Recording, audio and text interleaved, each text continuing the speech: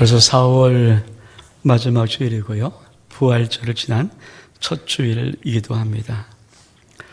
여러분은 가장 좋은 길을 걸어가고 있습니까?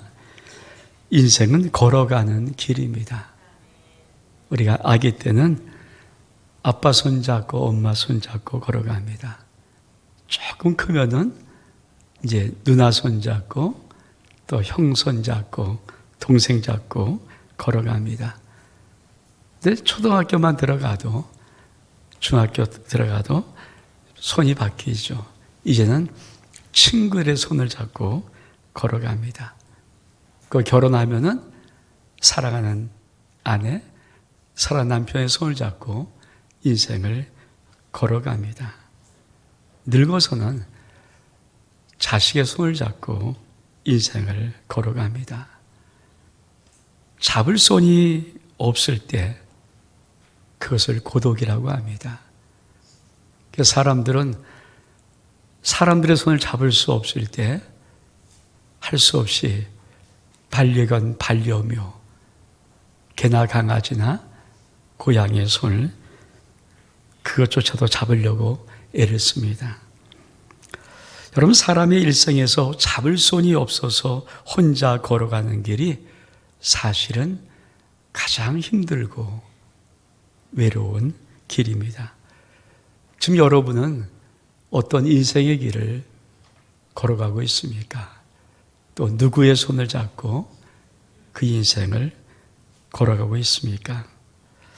지금 세계는 미국 대통령 트럼프발 관세 전쟁이 이 세상의 상생과 협력 또 동반 성장이라는 이 손을 아주 야밀차게 뿌리치고 말았습니다. 그래서 각자 도생, 각 나라가 스스로 살아갈 수밖에 없는 그런 처지에 빠져 있습니다. 근데 사실 각자 도생이라는 이 사자성어는 실제로 중국에서나 일본에서나 사자성어로 쓰인 적이 없는 그런 단어라고 합니다. 왜냐하면 세상을 여태까지 살아가는 동안에 함께, 동반 이런 단어들을 가지고 인류가 살아왔지 각자 도생이라는 이런 단어를 중국의 어느 시대에도 또 일본의 어느 시대에도 이걸 사자성어로 쓴 흔적은 발견되지 않다고 합니다. 여러분, 1988년도 서울올림픽 주제가를 아십니까? 손에 손잡고입니다. 가사에는 이런 가사가 있습니다. 손에 손잡고 벽을 넘어서 우리 사는 세상 더욱 살기 좋도록 손에 손잡고 벽을 넘어서 서로 사랑하는 한 마음 되자. 여러분, 근데 지금 우리나라는 지금 현실 정말 손에 손잡고 같은 민족이, 같은 나라 백성이 미래를 향해 나갈 수 있을까요? 우리 6월 3일이 되면 우리 민족은 손에 손잡고 정말 이 민족의 미래를 향해서, 나라의 미래를 향해서 그렇게 달려갈 수 있을까요? 아니, 우리 교회는 서로 손을 잡고 지금 하나님의 나라를 향해서 걸어가고 있습니까? 예수님이 부활하신 부활절 우리는 일주일을 보냈습니다. 예수님은 부활을 통해서 우리에게 우리가 걸어갈 가장 좋은 길이 무엇인가를 보여주기를 원하십니다. 오늘 저는 그 가장 좋은 길이 무엇인가를 한번 여러분과 살펴보려고 합니다. 여러분, 정말 예수 그리스도의 죽음과 부활은 어떤 의미가 있습니까? 여러분, 예수님의 죽음, 부활 속에 두 단어가 있어요. 헤어짐과 다시 만남. 여러분, 헤어짐이라는 것은 가장 힘든 것입니다. 저는 우리 아름다운 교회를 한 40년 가까이 달려봤습니다. 제가 아름다운 교회를 떠난다고 하는 그 시간이 올 때는 정말 너무 가장 마음이 힘든 시간입니다. 어떤 분들하고는 정말 40년을 같이 있어왔고 어떤 분들하고는 35년을 같이 있어왔습니다. 또 어떤 분은 30년 같이 있어왔습니다. 어떤 분들은 25년, 어떤 분들은 20년, 어떤 분들은 15년, 어떤 분들은 10년. 참 많은 시간들을 함께 거의 매일 만나고 나누고 살아봤습니다. 어떤 분들은 이런 말을 합니다. 아니, 목사님 떠날 땐 떠나더라도 지금 그냥 아무 말씀 안 하시면 좀 안 돼요?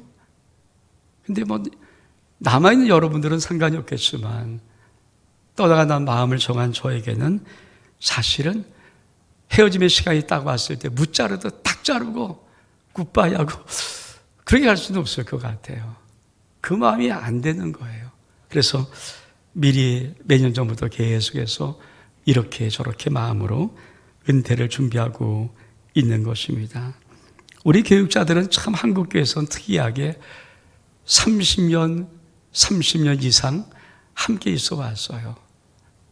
그러니까 가족처럼 어쩌면 우리 뭐 성도들도 그렇고 교육자들도 그렇고 저에게는 저들의 가족이나 저들의 형제 친척보다도 저도 저희 형제 친척보다 훨씬 더 많은 시간들을 거의 매일매일 만나면서 얼굴 보면서 달려왔던 시간이기에 저도 미리미리부터 마음의 준비를 하고 있는 것이 저희 은퇴 준비입니다. 저는 성북구 보문동 6가 4번지 제가 태어난 주소입니다. 거기 태어나서 단 한 번도 다른 지방에 살아본 적이 없어요. 68년 동안 서울에서만 살아봤습니다. 근데 지금 서울 집값이 너무 올랐더라고요. 제가 은퇴를 생각하고 서울이 아닌 다른 지방으로 갈 이런저런 생각을 하는데 서울만 68년 살아왔던 저의 마음에는 이상하게도 그렇게 간단한 마음은 아닙니다. 여기서만 살아왔던 제가 어느 다른 지방에서 산다는 것이 제 마음은 그렇게 참 쉽게 이렇게 열려지지가 않습니다. 여러분, 헤어짐은 미리미리 마음의 준비를 하는 것입니다. 예수님의 헤어짐은 어땠을까요? 예수님이 저희가 헤어지면 예수님도 나간다 이랬을까요? 아니에요. 예수님이 헤어졌던 시간들은 어떤 한 날을 정해서 예수님은 아주 두 가지 어떤 일을 하십니다. 그것이 뭐냐면 첫 번째는 세욕식이고 두 번째가 성만찬이에요. 한 날에 하셨던 거예요. 우리 주님이 이 생을 마지막 저희가 헤어질 때 그냥 굿바이 이렇게 하지 아니하시고 예수님은 한 날을 정해서 떠난 그 마지막 날 제 아들에게 세욕식을 하시고 성만찬을 하셨습니다. 여러분, 예수님의 세욕식의 의미를 정말 한번 느껴보셨습니까? 우리가 성경에 나와 있고 늘 아는 지식적인 그런 세욕식이 아니라 정말 예수님은 그 세욕식을 어떤 의미로 하셨을까요? 여러분, 엄마가 어린 자식, 아버지가 정말 자식이 너무 어린데 이 어린 자식을 놔두고 세상을 떠나야 됩니다. 이제 영원히 이별이 됩니다. 근데 자기가 떠난 다음에 이 어린 자식은 그 험한 쇠안길을 걸어가야 되는 거예요.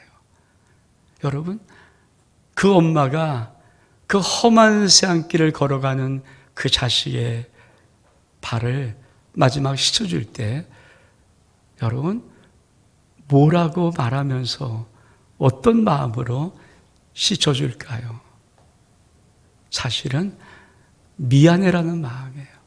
미안해. 정말 미안해. 여러분, 함께하지 못하는 그 시간, 이 아이들이 그 험한 생활 살아갈 때 든든히 기둥되어지지 못할 그때 그 엄마의 마음, 아빠의 마음은 미안하다는 말밖에 더하겠습니까? 저는 가만히 새옥식에 속에 있는 그 예수님의 제 아들을 향한 발닦음의 의미를 이렇게 한번 느껴봤어요.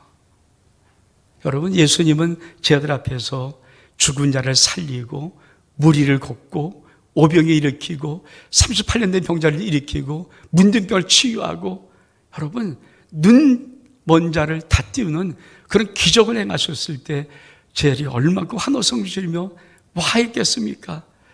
근데 예수님이 마지막 가는 그 십자가 길은 매 맞는 것이고 뺨 맞는 것이고 수치당하는 것이고 조롱받는 것이고 희롱받는 것이고 멸시받는 것이고 천대받는 것이고 수치를 당하는 것이에요. 만약에 제 아들이 늘 하나님의 아들 같은 정말 전능하셨던 능력, 그런 능력을 보다가 예수님의 그 수치스러운 모습 볼 때 그 충격이 얼만큼 크겠습니까? 얼만큼 클까요? 그뿐이 아니라 여러분, 예수님이 십자가에 못 박고 돌아가서 부활하시면 이 세상이 다 제대로 환영합니까? 아니에요. 예수 그리스도의 십자가의 죽음과 부활 이후에도 여전히 제 아들은 박해를 받고 핍박을 받으면서 그 험한 길을 예수의 복음을 전하려고 걸어가는 그 길을 가야 돼요. 그리고 예수님은 그 제 아들의 마지막 그 끝들이 다 순교라는 마음을 알아요. 다 순결당할 거 아닙니까? 여러분, 그런 제자들의 마지막 발을 씻어줄 때 우리 지금 어떤 마음이었을까요? 하나님의 아들이지만 예수님은 진짜 참 인간 아닙니까? 100% 하나님이시만 진짜 100% 인간 아닙니까? 저는 그 주님이 제 발을 하나하나 씻기시면서 느꼈던 느낌, 고백했던 고백, 마음의 고백도 미안한 마음이었을 것 같아요. 내가 없이 너희들이 그 험한 길을 복음을 위해서, 주 예수를 위해서 걸어갈 때 얼마큼 많은 사람의 힘듦, 핍박, 박해, 조롱, 때리고 채찍 때리고 너를 감옥에 가두는 그 뻔히 보여지는데 그 발을 닦아주는 예수의 마음속에 그 길을 걸어갈 제 아들의 그 마음이 얼마큼 힘들까. 아마 전 예수님의 말도 미안해라는 단어였을 것 같아요. 여러분, 성만찬 속에는 어떤 주님의 은혜가 담겨 있을까요? 여러분, 엄마가 이 세상을 이제 떠날 때가 되었습니다. 올 마지막 따뜻한 밥을 해서 어린 자식들에게 마지막 밥 한 그릇 먹여주는 거예요. 여러분, 더 이상 이 엄마는 이 자식들에게 밥을 먹여줄 수 없습니다. 그러면 그 엄마의 마지막 따뜻한 밥을 차려놓고 어린 자식의 밥을 먹여줄 때 엄마는 뭐라고 말할까요? 여러분, 뭐라고 말하겠어요? 사랑한다고 말할 거예요. 사랑해. 정말 사랑해. 엄마는 끝까지 너를 사랑해. 여러분, 예수님이 최후 만찬도 그런 만찬 아닐까요? 이 땅에서 다시 제들과 함께 먹지 못하는 그 마지막 만찬, 우리 주님은 왜 내 떡을 주면서 내 몸이다, 찢기는 내 몸이다, 왜 잔을 주시면서 너희를 위해 흘린 배 나의 피라고 말했을까요? 여러분, 난 생명 다 줄 만큼, 내 몸 다 찢어줄 만큼 너희를 정말 사랑해, 이 고백 아니었을까요? 전 예수님께서 헤어지는 그날 마지막 제 아들에게 세족식과 성만찬식을 한날에 행했던 것은 바로 그런 의미라는 생각을 마음속에 가져봅니다. 예수 그리스도 우리 주님도 헤어짐을 이렇게 준비한 거예요. 근데 예수 그리스도의 부활은 무엇입니까? 다시 만남입니다. 우리 말씀 볼까요? 요한복음 21장 7절의 말씀. 시작. 예수께서 사랑하시는 그 제자가 베드로에게 이르시되 주님이시라 하니 시몬 베드로가 벗고 있다가 주님이라는 말을 듣고 겉옷을 두른 후에 바다로 뛰어 내리더라. 여러분, 예수 그리스도의 부활은 다시 만남이에요. 근데 그 만남의 외침은 뭡니까? 주님이시라. 부활의 외침은 주님이시라. 우리 주님 부활해서 디베라 바닷가에서 자기의 제자들을 만나는 거예요. 제자들은 예수님인지 모르고 열심히 고기잡이 하는데 잡힌 것이 없습니다. 주님이 물어보십니다. 너에게 고기 잡힌 것이 있느냐? 한 마리도 못 잡았어요. 주님이 말씀하십니다. 배 오른편에 그물을 내려라. 내렸더니 많은 게 잡히는 거예요. 그때 여러분, 주님이 사랑했던 사도 요한, 제일 어린 이 요한이 갑자기 그 장면 속에 뛰어난 생각이 있어요. 아, 주님이시구나. 저렇게 말했던 분이 주님이시구나. 여러분, 그 말을 들었던 베드로가 배에서 갑자기 겉옷을 두른 후에 바다로 뛰어내립니다. 왜? 주님 만나려고. 여러분, 영원히 이별인 줄 알았던 주님, 다시 못 만날 줄 알았던 주님, 다시 못 볼 줄 알았던 주님. 근데 여러분, 제 아들이 이 주님 만날 때는 어떤 마음이었을까요? 여러분, 사실 예수님이 잡히던 그날 밤에 제 아들은 다 도망갔어요. 예수님을 버려두고 다 도망갔습니다. 어떤 제자는 벌거벗은 채로 혼이불을 던져버리고 뛰어가는 모습, 예수님의 물끄러미 바라봤어요. 여러분, 제자들은 도망가면서 어떤 마음이었을까요? 죄송해요, 주님. 미안해요, 주님. 그 마음 없었을까요? 수야 베드로는 여러분, 예수님이 침뱉음 당하고 예수님의 뺨 맞는 그 장면을 보았어요. 그때 하인 하나가 물었습니다. 너도 그 당이지? 너 그 한패지? 그럴 때 여러분, 이 베드로가 얼마큼 무서웠던지, 아니야, 나는 그를 몰라. 저주하면서 부인하는데 베드로의 목소리를 멀리서 멀찌감치 주님은 사람들에게 침 뱉음 당하고 뺨 맞으면서 그 소리를 듣고 있었어요. 그때 여러분, 베드로의 마음은 얼마큼 죄송스러웠을까요? 내 주님이신데 주님이라 말도 못했던, 배반했던 그 마음, 부인했던 그 마음이 얼마큼 미안하고 죄송스러웠을까요? 예수 그리스도의 부활은 다시 만남 속에 전 이 제자들의 마음이 이렇게 담겨 있다고 생각합니다. 예수님이 부활하셨지만 제자의 마음 속에는 여전히 그 마음이 있는 거예요. 우린 부활절 후에 일주일 되어서 다시는 이 자리에 서 있습니다. 여러분, 예수 부활하셨을 때 정말 여러분 예수의 십자가 밑에 있으셨나요? 부활의 현장 속에 있었나요? 여러분의 모든 삶은 예수 그리스도의 부활을 증명할 만큼 올곧고 떳떳하고 바른, 정말 주님을 사랑하는 삶을 살으셨나요? 어쩌면 우리 영혼 속에 예수 그리스도의 부활이라 주님이시라 할 때 제 아들 같은 죄송한 마음, 미안한 마음은 없을까요? 예수 그리스도의 부활은 어떤 의미가 있을까요?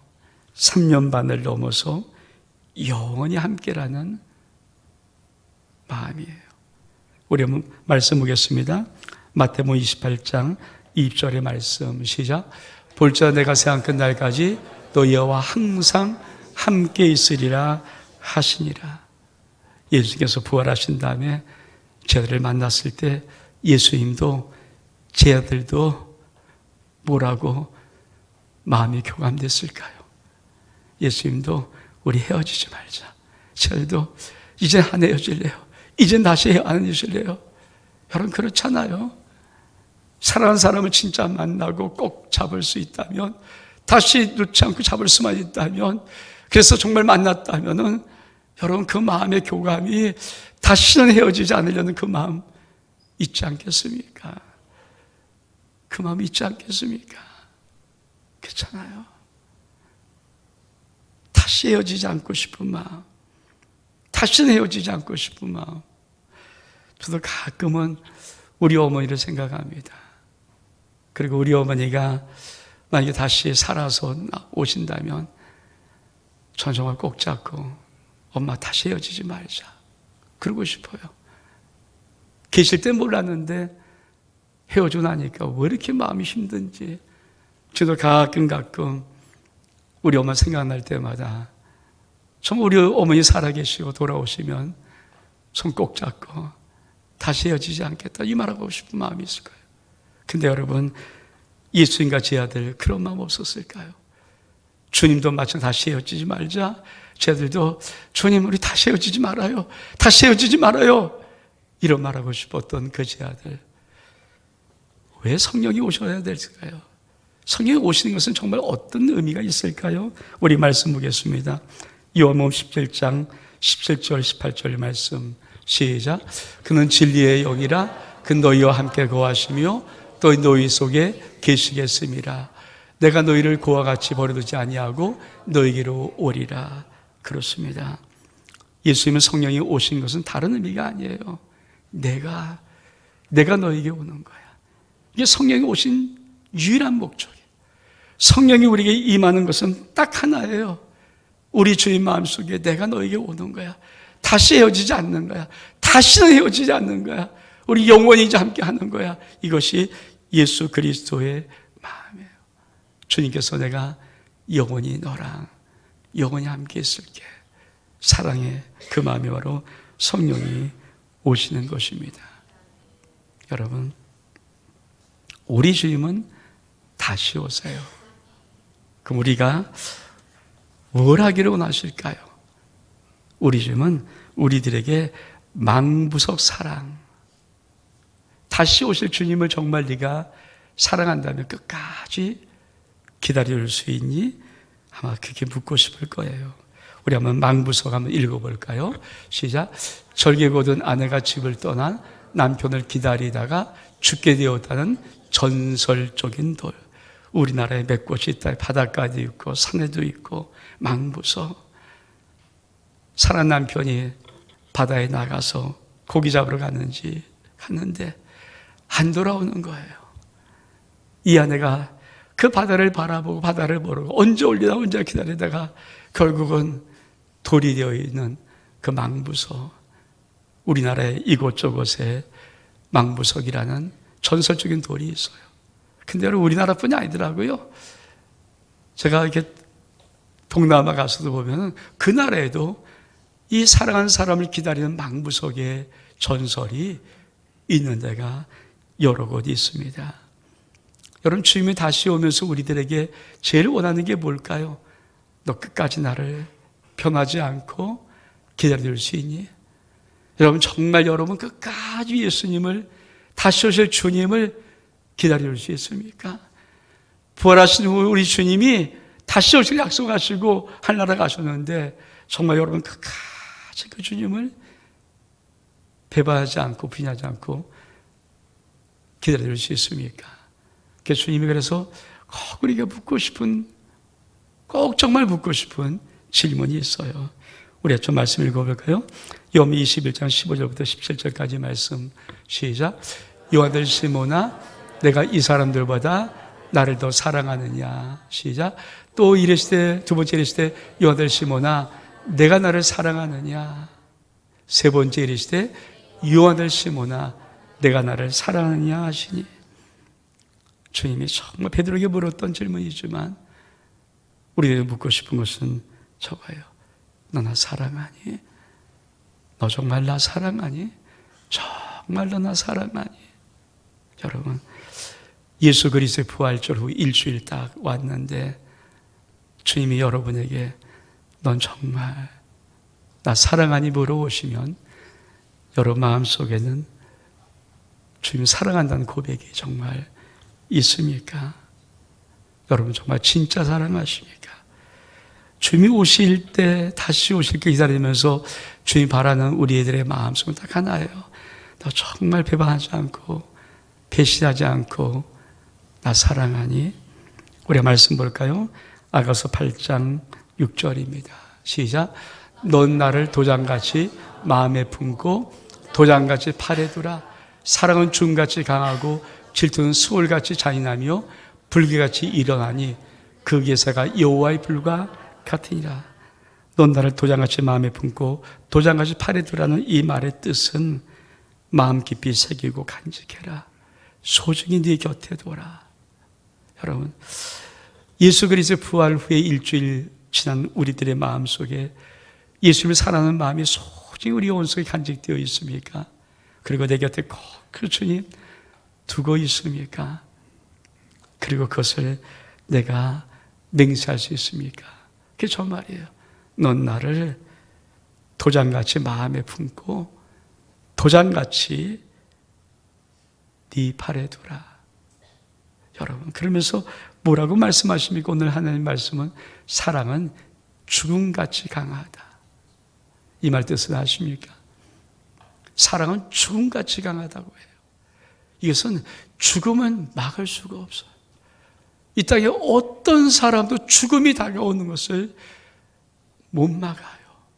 죽음을 막을 수 없듯이 사랑을 막을 수 없는 것, 우리 영혼 속에 중요한 사랑이 막아지지 않는 것, 이 세상에 어떤 사람도 어떤 것으로도 우리가 중요한 사랑이 막아지지 않는 것, 그 사랑은 죽음같이 강한 것입니다.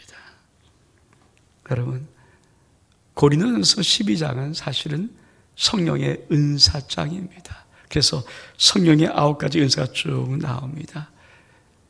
지혜의 말씀의 은사, 지식의 말씀의 은사, 믿음, 병 고치는 은사, 능력 행함, 예언, 영들 분별함, 각종 방언 말함, 각종 방언을 통역함. 그게 고린도 12장에 있는 은사장에 나오는 말이에요. 그리고 맨 마지막에다 우리가 봉독한 맨 마지막 31절에다가 우리 하나님이 이렇게 씁니다. 더욱 큰 은사를 사모하라.